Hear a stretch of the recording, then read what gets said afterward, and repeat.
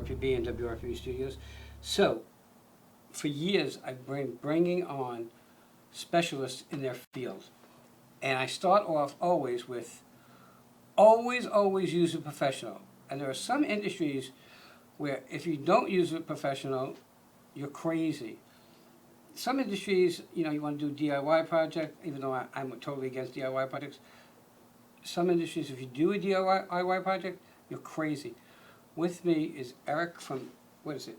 How do you pronounce your company? E Squared Electric and Home Services. So he's from E Squared Electric and Home Services, and he is a licensed electrician, would be my guess. Yes, sir. How long? About a year and a half. Okay. How long you been around the industry? Just a year and a half, or you've been around the prior? 13 years. Okay. Obviously, you have to put in your time prior before you can do your own? Yes. Okay. Why? Why'd you get into this industry? It's actually in my blood. My opa, my great-grandfather on my father's side was an electrician. And then my father's been a carpenter all my life. He's a master carpenter who's built every inch of homes and commercial businesses as well. And it just kind of interested me because it's more technologically advanced. You know, there's more to it. There's more math. It's more, if you don't do it right, it's easier to notice. You know, something blows up. It's quick to tell. And it's very dangerous. And it's very dangerous. Right. And that kind of attracted me too, as a young boy. I remember being an electrician, electronic technician, and I was working on TVs. So back in the day, before you were born, probably, TVs had tubes. Mm-hmm. And all we did was pull a tube and replace it. Pull a tube and replace it. It's kind of simple. Unless you pull the wrong tube, even if the TV's been off, Yeah. it will send you across the room. You guys, I don't care what they say, they tell you turn the panel off or whatever, but I'm going to bet that there's a lot of times that you get up there to do a light thing and I got this, I don't need to turn the panel off. In front of the camera, no. But and I get it. know. I mean, there are times I can understand. There are times really you don't really need to. If you're experienced and you know what you're doing and you're careful, just to change a light fixture. That's a simple light fixture.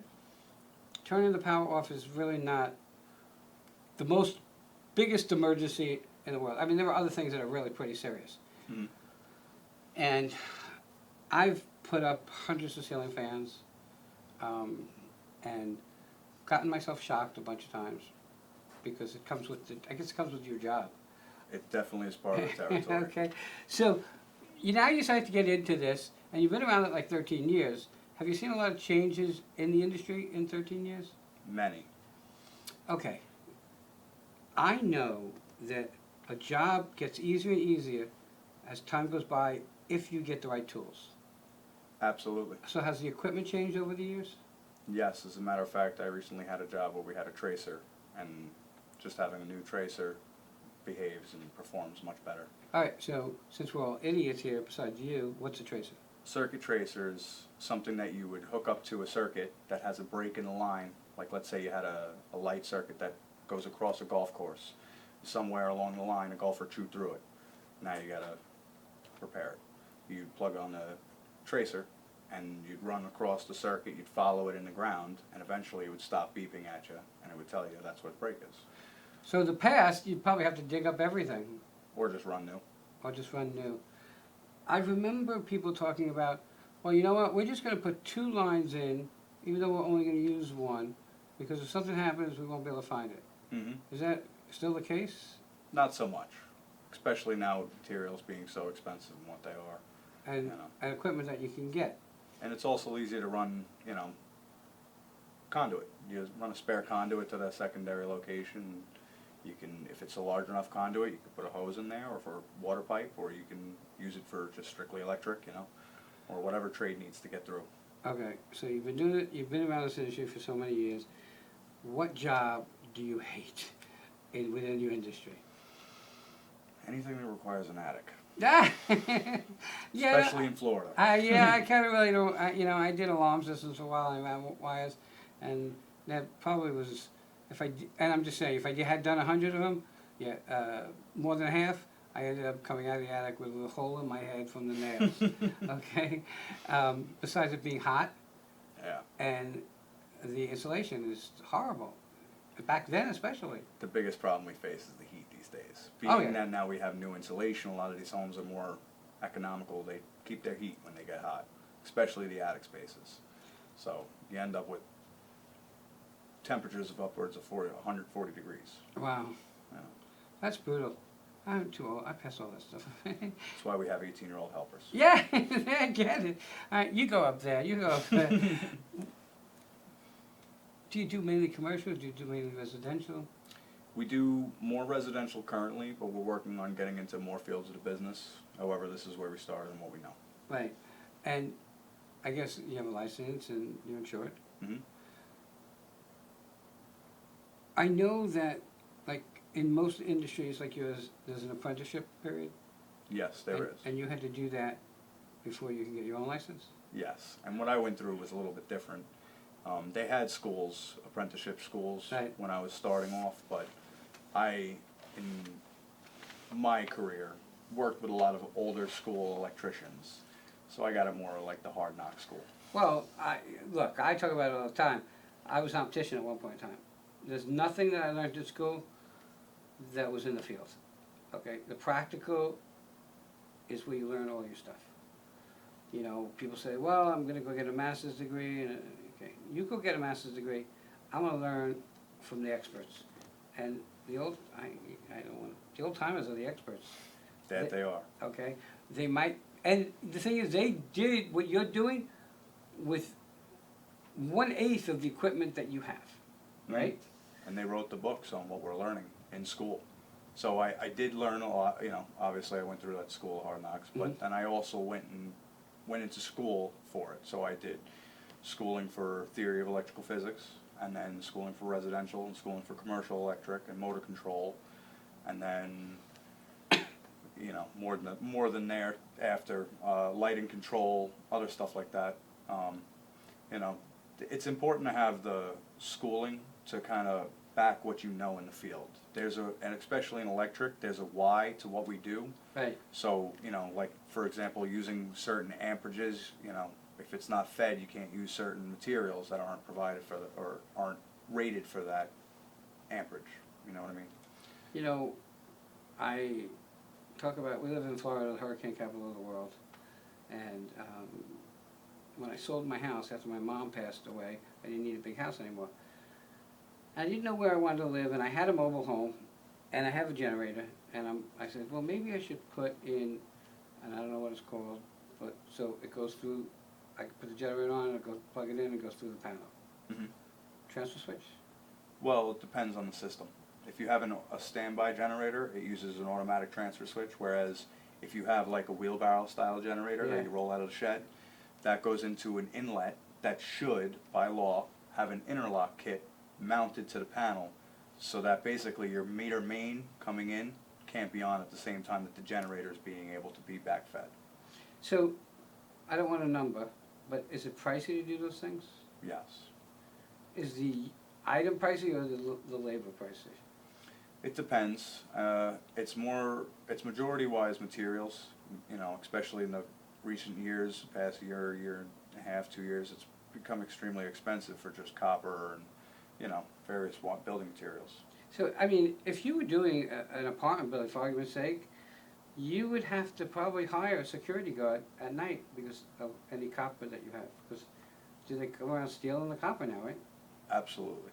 You know, and it's, and I don't want to get into politics, but it's really a shame what we have to live with because we work so hard to get what we have, and then other people think they're entitled to it. And that's really sad. You know, It's very frustrating when, not that we use them often, but we use majority-wise supply houses like Rexel, CED, and CES. But we also, you know, if you have to stop at like a Home Depot or a Lowe's, unfortunately, you see a lot of those businesses have had to put up cages and doors on like wiring, you know, wire coils and breakers. You know, they have to put special devices on the slides for the breakers because It's people are unbelievable. just stealing them and walking out. you know, it's funny you mention it because as a guy, I go into either Walgreens or CVS, Walmart, and I want to get razor blades, and they're a fortune as it is. And they're locked up. Gotta sign your name away. And you gotta find blood. somebody now, because they don't wanna hire all your people, so you gotta find somebody, then to open it, it's a nightmare what we live in. So, do you expand out when, in your electric work, you do the basics, lights, ceiling fans, the panels, that stuff, right? Of course. Okay. Do you do, like, anything outside, like if somebody wants outdoor lighting, Mm-hmm. do you bring the electric outside? Absolutely. Okay. What's your favorite job to do, now that you're doing what you hate doing? It depends. You know, I love doing rough homes. It's nice to throw on some music and mindlessly rough a house. Okay. You know, and then there's other times when I enjoy stepping back and looking at a nice finished product, like a nice fixture that a customer's supplying, or some sort of like kitchen design. It's nice to step back and look at that and see the finished product and you Right. know how elegant it looks, And how it works. and that too. Okay, Yeah. you know, it's funny because in this world we took so many things for granted. Like, we go in the house, we flip up the switch and the light comes on. How does it work? Most people have no clue. Yep. Okay?